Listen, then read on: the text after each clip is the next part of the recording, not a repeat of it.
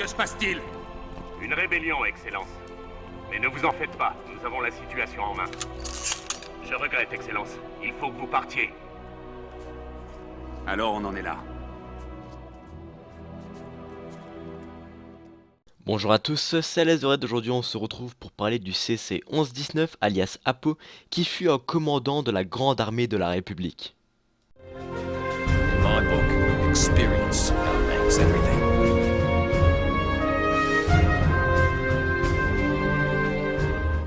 Le CC 1119 surnommé Apo était un sergent clone créé à partir du modèle génétique du chasseur de primes Jango Fett. Comme ses frères, il a grandi et a été formé pour servir comme soldat de la République. Mais par rapport à eux, lui et d'autres clones suivirent la formation avancée de l'arc A17, qui avait pour but de faire de bons commandants sur le champ de bataille. A17 lui-même a surnommé le CC 1119 Apo. Apo a servi comme sergent dans l'élite 501e Légion au moment de la campagne d'Umbara, menant d'abord des soldats clones dans la bataille sous la direction du général Anakin Skywalker, jusqu'à ce que le commandement de la 501e soit temporairement transféré au général Pong Krell. Bien qu'il ait docilement suivi les ordres de Krell, Apo et la 501e ont décidé de finalement arrêter le Jedi déchu pour avoir commis des actes de trahison contre la République. En moins 19 avant la bataille de Yavin, Apo avait été promu au rang de commandant alors qu'il servait encore dans la 501e Légion. La même année, Dark Sidious, connu publiquement sous le nom de Chief Palpatine, le chancelier suprême, chargea la Grande Armée d'exécuter l'Ordre 66, qualifiant les Jedi d'ennemis de l'État.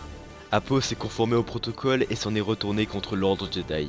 Il marcha avec sa légion sur le temple Jedi de Coruscant sous le commandement du Seigneur Sith nouvellement nommé Dark Vador et procéda à l'anéantissement de ses occupants.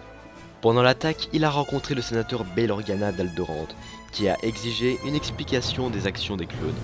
Tout en empêchant le politicien curieux d'entrer dans le temple, le commandant Apo et son équipe ont été pris en embuscade par le padawan Zed Jugasa.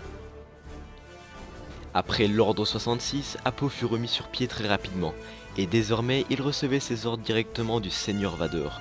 La 501e devint l'armée personnelle du Seigneur Sith.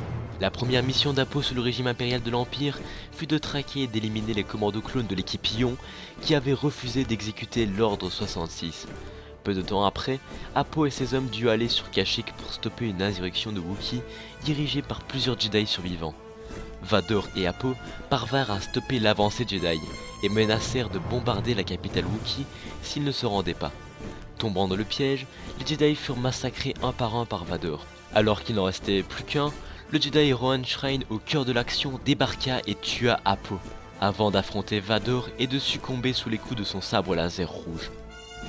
Vador regretta par la suite la mort de Apo, car il savait qu'il était respecté de ses hommes pour avoir gravi les échelons et avoir donné le meilleur de lui-même sur le champ de bataille. Apo fut brièvement remplacé par le commandant Bao, puis par Vador lui-même qui prit le commandement de la 501e Légion.